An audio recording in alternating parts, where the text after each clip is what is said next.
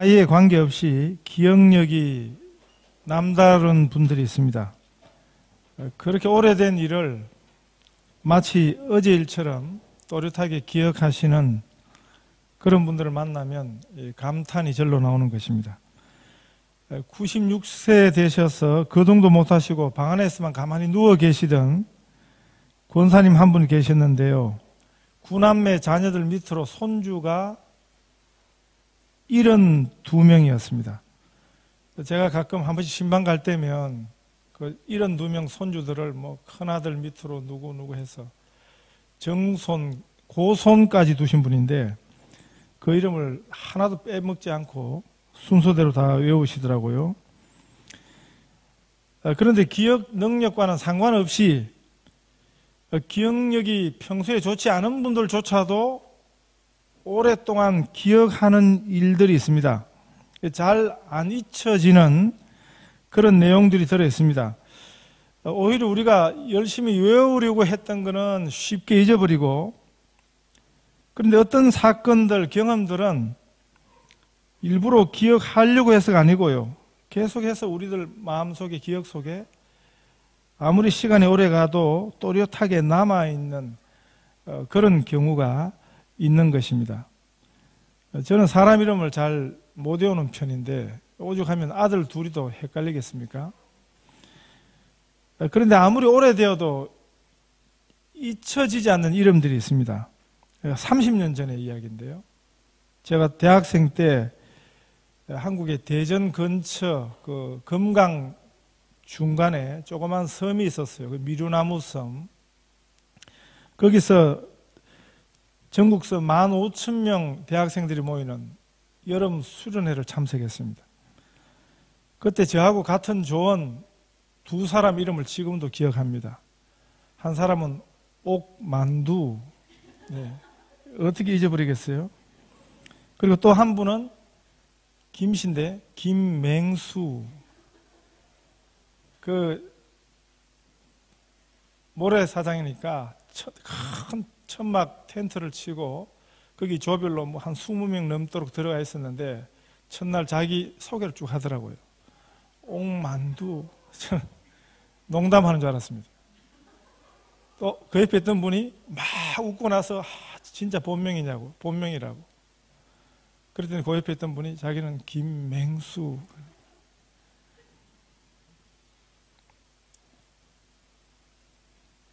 그 20년 전에 저랑 같은 교회에서 부교육자 생활을 했던 분이, 그분 이름은 이강도였습니다.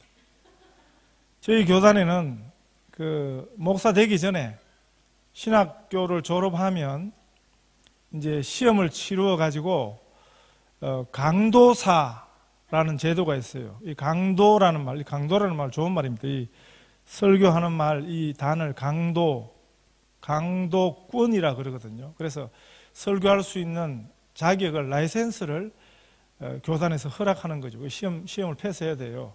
그래서 이제 강도사라 그러는데 이분은 이름이 강도인데 이강도 강도사. 네. 그 자기 친구들이 시내 버스 속에서 만나면 일부러 저 뒤에 있다가 강도야! 그런데요. 그러면 사람들이 깜짝 놀라가지고, 근데 원래 이름이 이분이 강도였습니다. 제게 처남이 한 명 있는데 이름이 철거입니다. 철거. 그래서 아마 처음에 박철거라 그러길래 처남 나올 때 우리 처가에서 별로 좋지 않은 일이 있었구나.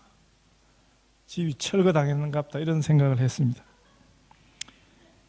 이런 이름들처럼 열심히 외우려고 안 했어도 저절로 우리 기억 속에 오래오래 남아있는 이런 기억력만 있다면 우리가 공부할 때 얼마나 좋겠습니까? 학교 다닐 때 아직도 기억나는 선생님 어떤 분이세요? 성질이 아주 지랄 맞고 아주 호랑이같이 무섭고 그냥 무섭게 때리던 이런 분들 잘 안 잊혀지잖아요. 그리고 이제 참 잘 가르쳐 주던 선생님도 안 잊혀지죠. 근데 참 잘 가르쳐 주셨는데 뭘 배웠는지 하나도 기억이 안 난다면 그건 뭐 잘 가르쳐 주신 게 아니고요. 특별히 그때 배운 것을, 그 교실에서 들었던 것을 지금도 기억하고 우리의 삶의 좌우명으로 붙들고 살아가는 그런 교훈을 주신 선생님들 같으면 우리가 정말 귀한 선생님이라 할 수 있을 것입니다. 이런 측면에서 보면 예수님은 최고의 선생님이십니다. 제가 신학대학원 다닐 때 교수님 한 분이 그 서울 사범대학 출신인데 나중에 이제 목사가 되고 신학교 와서 교수하시는 분이 계셨어요. 근데 그분이 서신 책 한 권이 있었는데 제목이 뭐냐면 예수 그리스도 최고의 교사, 이런 제목의 책을 내셨습니다. 특별히 그 책에서는 그분은 이제 학교에서 중고등학교 교사 생활을 하셨으니까 그런 것들 생각해 봤을 때도 예수님께서 최고의 선생님이라는 거죠. 우리 예수님께서 얼마나 제자들을 잘 가르쳐 놓으셨는가. 특별히 아주 머리 좋은 비상한 인재들을 제자로 삼으신 게 아니거든요. 우리가 아는 것처럼 예수님 제자 대부분이 갈릴리 바다에서 고기잡이 하던 어부 출신들이었습니다. 오랜 기간을 가르치신 것도 아니고요. 3년 훈련시키셨습니다. 3년을 훈련시켜도 제자들이 3년이 다 돼 가는데도 예수님의 그 훈련, 제자 훈련의 의미를, 가르침의 의미를 제대로 이해하지도 못했어요. 그래서 우리가 사도행전 1장에 보면 성천 직전에도 성천하시는 예수님 보고 엉뚱한 질문을 해대는 그 사람들이 바로 예수님의 제자들이었습니다. 성경에 보면 예수님께서 이 12제자를 뽑아 세운 이유를 설명합니다. 그 목적이 뭐냐면 성경에 보면 예수님께서 자신과 함께 있게 하려고 제자를 뽑으셨다 그랬어요. 함께 있게 한다는 말의 의미가 뭐겠습니까? 예수님이 외로우시니까 외롭지 않으시려고 12명 되는 제자들을 삼으셨겠습니까? 그건 아닙니다. 예수님께서 제자들을 뽑으신 이유가 함께 있게 하기 위해서입니다. 그런데 그 목적이 뭐냐면 제자들과 함께 먹고 자고 그리고 또 여행하는, 동고동락하는 그 삶을 제자들과 함께 나누신 가장 중요한 이유 하나는 제자들이 이제 예수님의 정인 노릇을 하라는 것입니다. 자신들이 본 대로, 들은 대로, 경험한 대로 그 예수님을 나중에 기록으로 남기라는 것입니다. 그들이 3년 동안 함께 경험했던, 함께 지켜보고 가까이서 듣고 했던 그 예수님을 제자들이 이제 그 예수님에 대한 사실들을 나중에 이제 기록하게 된 게 우리가 가진 성경, 이 사복음서입니다. 그 3년 동안은 예수님이 왜 자신들을 데리고 다니는지 이해를 못했어요. 자신들이 예수님의 정인이 되는 그 중요함을, 역할을 그 당시에는 하나도 알지 못했습니다. 만약 한 제자라도 그런 이해가 처음부터 있었다면 아마 매일 일기를 썼을 거예요. 예수님이 하시는 일들을, 예수님이 하신 말씀을 옆에서 기록도 하고 뭔가 남겼을 것입니다. 그런데 그랬던 제자는 하나도 없습니다. 그럼에도 불구하고 나중에 이 제자들이요, 자신들이 듣고 보고 했던 그 사실들을 기억해냅니다. 그것을 기록해서 우리에게 전해준 사실, 이게 사복음서입니다. 이 복음서의 기록이 예수님 하신 일들, 예수님 하신 말씀 다 기록한 게 아니에요. 그래서 요한복음 21장 25절에 보면 예수의 행하신 일이 이 외에도 많으니 만일 낱낱이 기록한다면 이 세상이라도 이 기록된 책을 두기에 부족할 줄 아노라 그랬습니다. 이 뭐 비유로 말한 거겠지만 예수님 하신 말씀을 다 기록하면 그 책을 다 세상에 두기가 부족하다 그렇게 말했던 것입니다.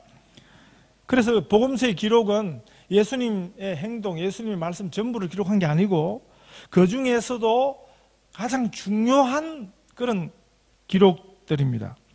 예수님 3년 공생의 행적을 다 기록한 게 아니고요, 우리에게 꼭 필요한 그런 기록들만 복음서에 남게 된 것입니다.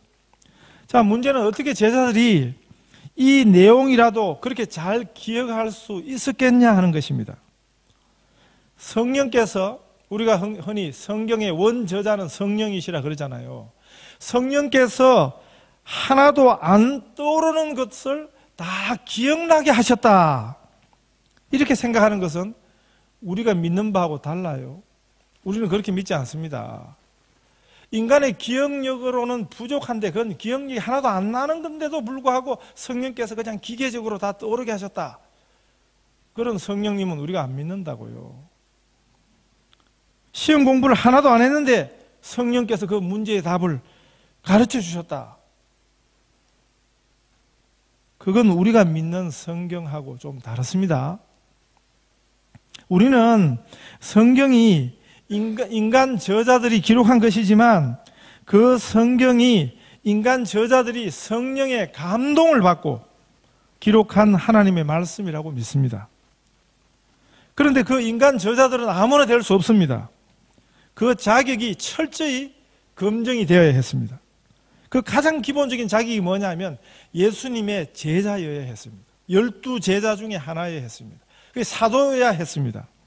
아니면 또 한 자격이 있는데 최소한 그 첫 번 제자의 제자, 첫 번 사도의 사도, 우리가 이거를 속사도라 그럽니다. 속사도. 우리가 영어와 재미난 거 하나 있다가 두 번째 편, 그걸 속편 그러잖아요. 속편.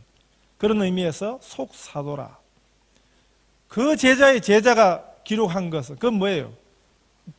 자기가 보고 들은 것, 그게 첫 번째 정언이고, 그 다음에 그 제자까지는 그래도 자기 바로 위에 선생이 보고 들은 것을 대신 그것을 적는 것이니까 그 정도까지만 인정하는 것입니다. 그 다음 분 가면 어떻게 되겠습니까? 우리가 그러잖아요. 우리 할아버지가 뭐 어떻고 저떻고, 우리 뭐 조상이 어떻고 저떻고. 거짓말입니다. 그거 다 사실이, 그 조그만 사실 여기다가 막 덧붙여진 거예요. 시간이 가면, 대를 자꾸 넘어가면 그게 사실 유무가 확실치 않거든요. 그래서 우리가 성경의 저작권, 저자의 권위는 특히 신약 같은 경우는 12제자, 사도든지 아니면 최소한 사도의 사도. 그래서 누가라든지 마가라든지 이런 사람들은 사도의 사도 반열에 속하는 것이거든요. 물론 그 제자들이 예수님과 함께 했던 그 시간을, 그 기억들을 떠올릴 때 성령께서 도와주셨습니다. 그 기억력을 새롭게 하도록 성령이 간섭하시고 역사하셨다고 믿습니다. 예수님에 대한 기록이 잘못되는 것, 오보가 기록되는 것을 성령께서 막으셨습니다. 그래서 그 증언자들이 12이었습니다. 한 사람이 그냥 내가 예수님께 들은 거는 이렇다 하고 자기 멋대로 이야기하면 옆에서 12명의 증언자가 있기 때문에, 증인이 있기 때문에 그걸 수정할 수 있도록, 보완할 수 있도록 12제자들 서로가 각자의 기억을 서로 확인해 주었던 것이지요. 그리고 또 하나, 복음서의 기록에 관한 이 성령님의 역사와 함께 또 한 가지 빼놓을 수 없는 것 하나가 뭐냐면 예수님의 아주 탁월하신 가르침의 방법입니다. 그리고 예수님께서 일부러 이렇게 가르치셨다는 것을 보여주는 증거가 성경에 많이 있습니다. 우리 예수님은 기도를 말로 가르치지 않으셨어요. 예수님의 공생의 사역에 대한 제자들의 증거가 뭡니까? 예수님 참 바쁘셨다는 거예요. 예수님은 3년 동안 정말 우리가 사는 이 세상에서 치열한 삶을 사는데 그것보다 더 바쁜 삶을 사셨다는 것입니다. 그래서 예수님이 지치시기도 하고 너무 피곤하셔서 주무시기도 하고 그런 장면이 성경에 나타납니다. 심지어는 바다에, 갈릴리 호수에 노도 광풍이 불어서 예수님과 제자들이 함께 탄 배가 그냥 다 뒤집어지게 되었잖아요. 그러니까 제자들이 막 죽게 되었다고 난리를 치는 그 소란통에도 성경에 보면 예수님이 고물, 배 한 켠에 깊이 그 소란을 알아채지 못할 정도로 예수님이 고온하게 주무시고 계셨다. 성경의 증언입니다. 예수님 그렇게 피곤한 삶을 사셨어요. 그렇게 바쁜 삶을 사셨다는 것입니다. 그런데도 제자들 눈에 예수님이 안 보이던 때가 있었거든요. 그렇게 바쁘시던 예수님이 안 보이실 때가 있었다는 거죠. 그때는 성경의 기록이 뭡니까? 예수님이 습관을 쫓아서, 습관을 따라서 한적한 곳에 가셔서 기도하시더라는 거죠. 그래서 예수님이 안 보이면 제자들이 예수님이 늘 기도하는 그곳에 제자들이 예수님을 찾으러 왔다는 기록도 보여주고 있습니다. 이 복음서의 기록은 제자들이 기억해낸 것만 중심으로 기록한 것이 아니고요, 그 면면을 살펴볼 때 정말 중요한, 필요한 그런 말씀들과 행적들이 다 기록이 되어 있다는 것입니다. 이것은 그만큼 예수님께서 그것을 일부러 기억나도록 가르치셨다는 것입니다. 예수님의 가르치심이 탁월하셨다는 것입니다. 저도 학교에서 가르치고 또 배우기도 하고, 학생들에게 아무리, 또 우리 성도들에게 아무리 이거 중요합니다, 잊어버리면 안 돼요, 몇 번 반복해도 그 반복한다고, 인간이 강조한다고 그게 잊어지지 않는 게 아니거든요.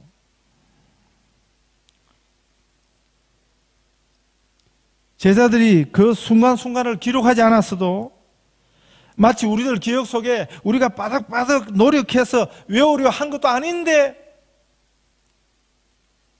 아주 정확하게 우리들 기억 속에 남아있는 그런 일들처럼 그렇게 그 제자들 기억 속에 예수님이 남겨주신 것입니다.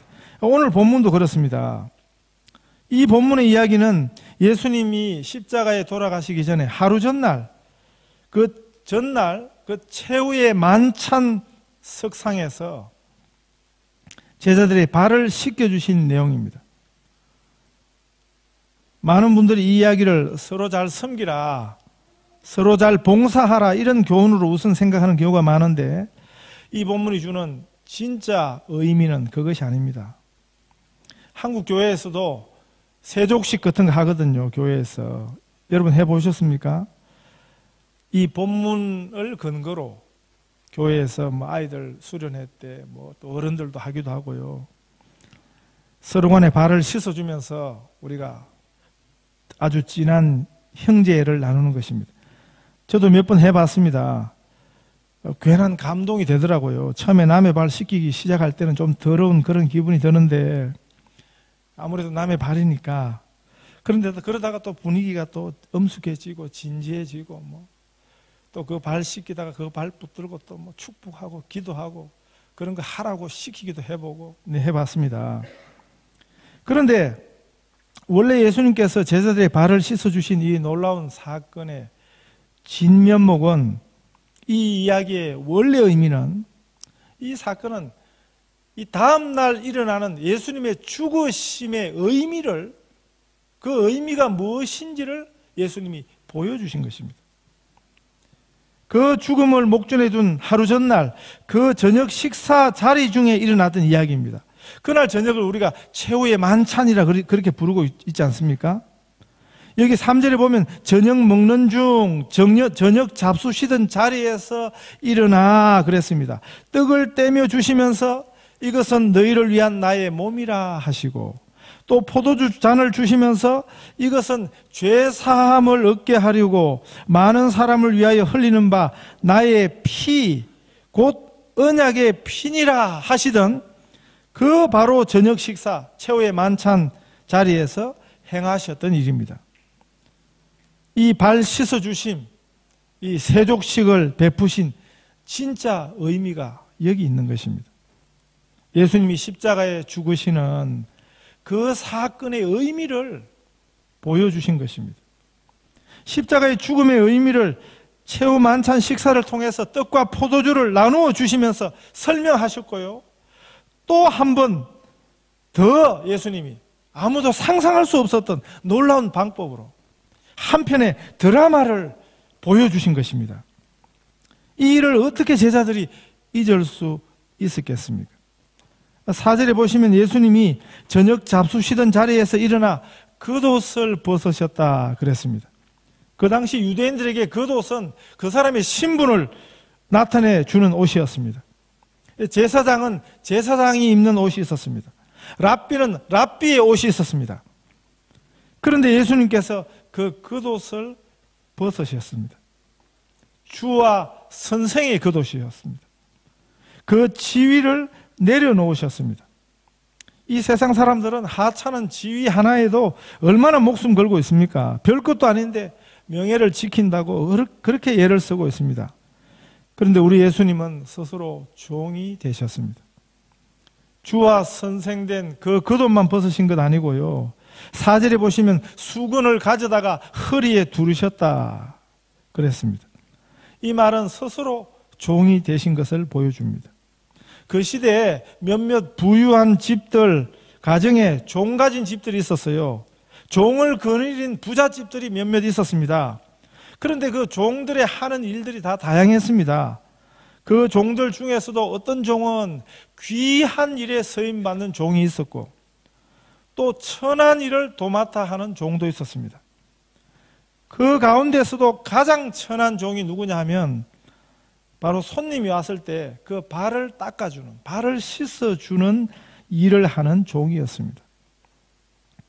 발이라는 것이 인간 신체 중에서 제일 천한 부분 아닙니까? 우리가 생각만 해도 더럽지요. 아주 갓난 아기발 내놓고는 발이란 발은 다 더럽습니다. 특히 유대인들의 발은 더 더러웠습니다. 흙먼지로 뒤덮인 그 땅에서 거의 맨발로 다니다시피 했거든요. 제가 수단에서 수단 사람들의 발을 가까이 봤습니다. 몸 전체가 새까맣지만 발은 색깔이 또 달라요. 흙먼지로 양말을 대신하고 다니니까 그 발이 얼마나 더럽겠어요. 신발을 해봤자 구멍 숭숭 난 샌들 그걸 신고 다니는데, 그러니까 예수님 시대 유대인들 또 제자들의 발이 얼마나 더러운 발입니까? 그 더러운 발을 예수님이 그 발을 씻는 종이 되셔서 그렇게 그들의 발을 씻어주신 것입니다. 그러니까 베드로가 깜짝 놀라서 선생님 왜 이러십니까? 예수님 왜 이러세요? 내 발은 절대 못 씻습니다 하고 그렇게 당황해 했습니다. 베드로의 상식으로, 그 시대 유대인들의 상식으로 볼 때 그 일은 예수님이 하실 수 있는 일이 아니었거든요. 그랬을 때 예수님 뭐라고 그러셨습니까? 8절에 내가 너를 씻기지 아니하면 네가 나와 상관이 없느니라. 이 말씀도 참 어려운 말씀입니다. 그래서 그 말씀 하시던 그 순간에는 베드로가 그 의미를 몰랐습니다. 하여간 예수님과 관계가 없어진다 그러니까 깜짝 놀라서 주님 내 발뿐 아니라 손과 머리도 씻겨 주소서 하고 요청했습니다. 베드로답습니다. 이 베드로가 성격이 직설적입니다. 생각을 좀 오래 하지 않고 그냥 그러다 보니까 덤벙거리고 실수가 많고 그런 약점이 있습니다만은, 그런데 우리가 베드로에게 한 가지 배워야 할 게 있습니다. 예수님 말씀이면 어린아이처럼 행동하는 것입니다. 예수님 말씀 앞이라면 어린아이 같은 그 순전한 태도 하나는 우리가 배워야 됩니다. 조금 전까지만 해도 내 발은 못 씻깁니다 하고 막 이런 베드로가 예수님이 그러면 너와 내가 상관이 없다 그러니까 이번에는 발뿐 아니라 손과 머리도 씻겨달라고 이렇게 갑자기 변하는 것입니다. 어떻게 생각하면 참 지조도 없다 이런 생각이 들지요. 그러나 우리가 하나님의 말씀 앞에서는 이런 태도가 필요한 것입니다. 하나님의 말씀이 네가 틀렸다 그러면 그걸 금방 하나님 말씀이니까 하나님 말씀에는 토달지 않고 바로 바꾸는, 아 그렇습니까 하고 바로 바꾸는 이 태도가요, 우리 예수님이 복 있는 자라고 선언하셨습니다. 온유한 자는 복이 있나니 그들이 땅을 기업으로 얻을 것이며 할 때 그 온유함의 의미예요. 성경이 말씀하는 온유함은 사람들 앞에서 고분고분해지는 거 아니에요. 그건 하나님 앞에서의 태도입니다. 사람들 앞에 보이는 태도가 아니고 팔복의 그 성품이 다 그래요. 하나님 말씀 앞에서 고분고분해지는, 하나님 말씀 앞에서 나긋나긋해지는, 거기 자기 주장하고 자기 생각을 밝히고 자기 토를 달고 그런 태도가 아니고, 그게 온유함입니다. 우리는 주로 반대잖아요. 세상이 뭐라 그러면, 사람들이 뭐라 그러면 그 소리 앞에 얼마나 고분고분 따라합니까? 뭐가 좋다 그러면 또 가서 그것도 뭐 사서 먹고, 또 그거 나쁘다 그러면 또 싹 또 뒤돌아 쓰고, 그런 게 아니고 하나님 말씀에 대한 그 태도가 참 중요한 것입니다. 그 말을 들으시고 우리 예수님은 이미 목욕한 자는 발밖에 씻을 필요가 없느니라 그러셨습니다. 발은 씻어야 한다는 말씀입니다. 이쯤 오면 우리들이 이 발 씻는 것이 무엇을 의미하는지를 분명히 알 수 있습니다. 예수님의 죽으심을 통한 우리 죄 씻음의 사건을 이 예수님께서 이 한편의 드라마와 같은 사건을 통해서, 이 극을 통해서 보여주신 것입니다.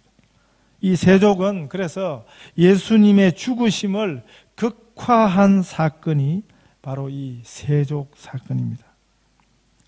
우리들의 주님은 스스로 종이 되셔서 우리들을 자기 생명으로 우리를 섬겨주신 분입니다. 이런 주님이 어디 있습니까? 이런 주가 세상에 어디 있습니까? 그래서 예수님이 우리의 참 주인이 되시는 것입니다. 우리는 이 예수님의 사랑의 포로가 되었습니다. 이 예수님의 사랑에 붙잡힌 자 된 것입니다.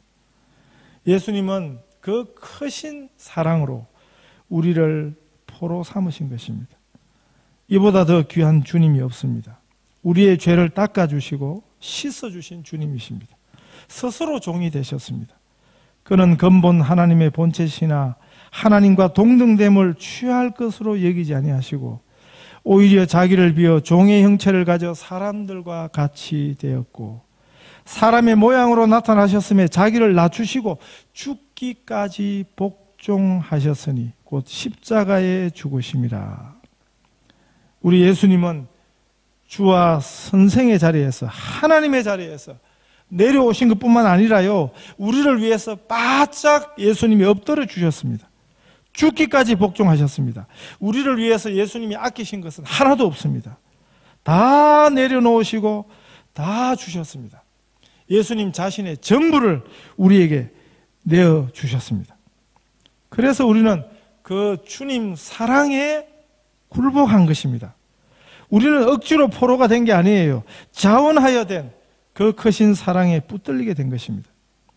예수님을 참 사랑하는 진실한 성도들이 참 많이 있습니다. 아주 예수님에게 꼭 붙들렸습니다. 그걸 이해하지 못하는 사람들의 눈에는 이상하게 보이는 것입니다. 저기 뭐가 있다고 저렇게 빠졌나 싶은 것입니다. 그런데도 이 사랑을 알면 누구든지 붙들리게 되는 것입니다. 이 사랑을 만나면 그때야 비로소 우리 삶의 인생의 최고 가치가 무엇인지를 깨닫게 되는 것입니다.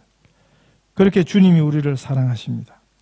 내가 주와 또는 선생이 되어 너희 발을 씻겼으니 너희도 서로 발을 씻어주는 것이 옳으니라. 내가 너희에게 행한 것 같이 너희도 행하게 하려 하여 본을 보였노라. 서로 섬기고 봉사하는 그 정도가 아닙니다. 예수님이 우리에게 주신 그 사랑으로 섬기는 것입니다. 아시는 것처럼 교회 역사가 보여주는 것처럼 이제 나중에 예수님의 제자들이 이 사실이, 이 예수님의 행위가 뭘 의미하는지 깨닫게 되었습니다. 그래서 제자들이 다, 요한 하나 빼놓고는 다 교회를 위해서, 성도를 위해서, 예수님이 사랑하신 그 사람들을 위해서 자기 목숨을 다 내어드린 순교자가 됩니다. 진정한 섬김의 기쁨이 무엇인지 아실 수 있기를 바랍니다.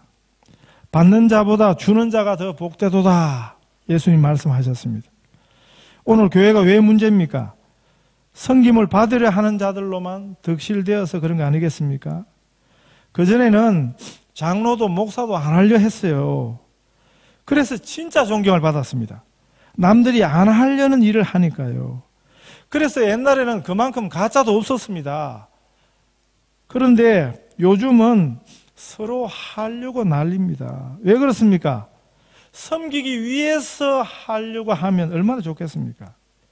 제사보다 제밥에 관심들이 더 많은 것입니다.